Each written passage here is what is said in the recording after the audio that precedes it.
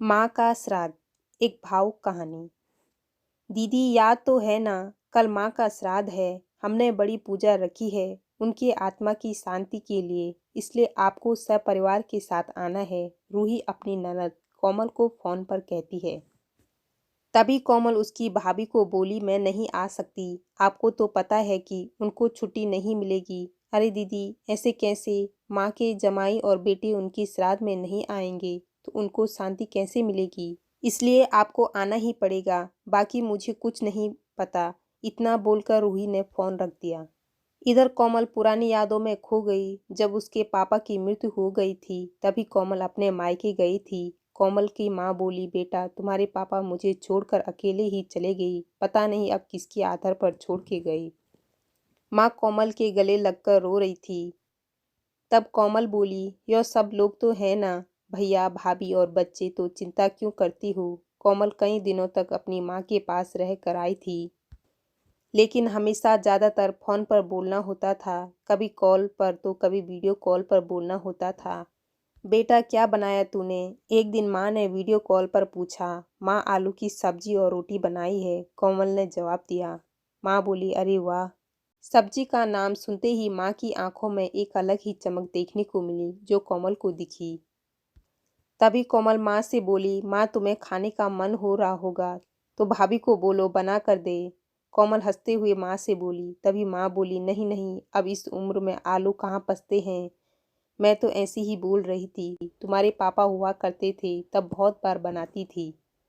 भाभी का तो नाम लेते ही जैसे माँ की आंखों की चमक गायब सी हो गई। माँ ने कॉल रख दिया। माँ को क्या हो गया, ऐसे क्यों बोल रही थी? वहाँ सब ठीक तो होगा ना? कोमल अपने आप से बातें कर रही थी। ऐसे बहुत बार खाने की बातों पर बातचीत होने पर माँ की आंखों का भाव बदल जाया, लेकिन ऐसा क्यों था वो समझ नहीं पाई। लेकिन इसके पीछे का राज उसके समझ में आया जब वह छुट्टियों में 2 दिन के लिए मायके गई थी। एक दिन कोमल माँ के कमरे में माँ के साथ गपशप कर रही थी। तभी दीदी खाना खाने चलो, रूही माँ के कमरे में आकर कोमल को बोली।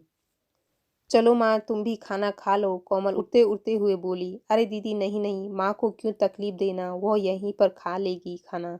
आप चलो, रूही बोली। लेकिन भाभी, लेकिन वेकिन कुछ नहीं दीदी, आप चलो ना, माँ के घुटनों में दर्द होता है, इसलिए माँ कमरे में ही खाना खाती है, रूही स्पष्ट रूप से बोलती है।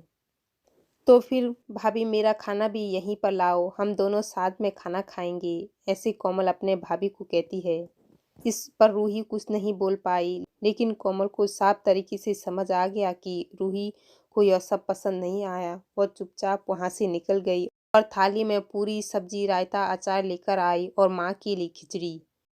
माँ, यह क्या है?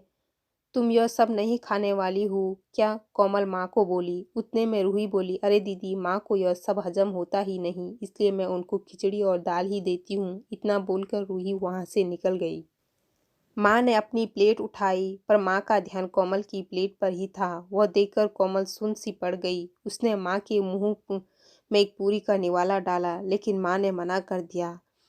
तब कोमल ने अपनी माँ की आंखों में वही भाव देखा था जो वीडियो कॉल में देखा था। पता नहीं भाभी का डर था या लड़की की निवाले का मोह था।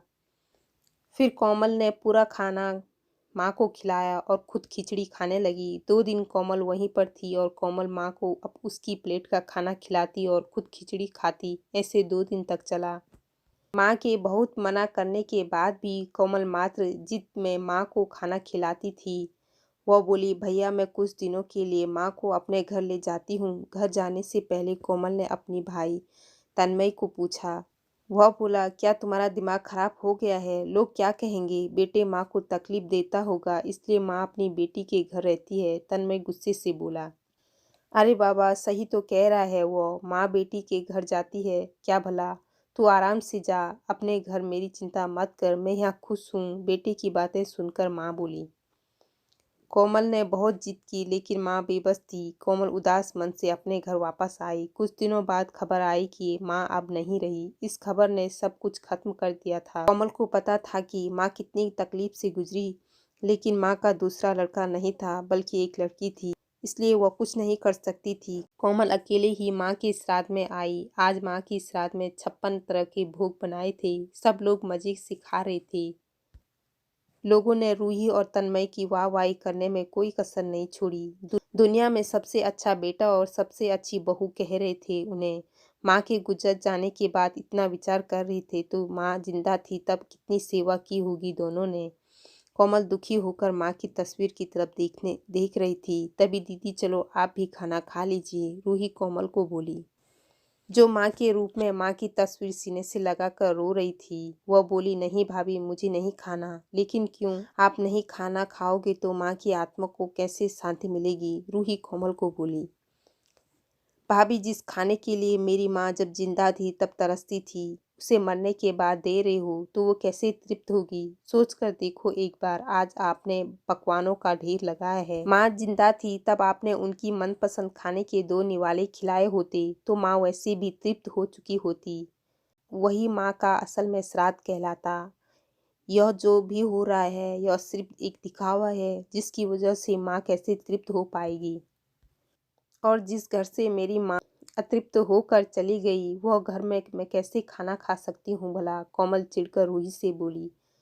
तभी वहां तन्मय आ गया। भगवान की लाठी में आवाज नहीं होती भैया भाभी, वो जब भी किसी पर पड़ती है ना तब जख्म बहुत गहराई तक और न भरने वाली होती है। आप भी दो दो बच्चों के माता पिता हो, लेकिन मैं भगवान से दुआ करूंगी कि आप जब तक जिंदा हो तब तक आपको अतृप्त ना रखे।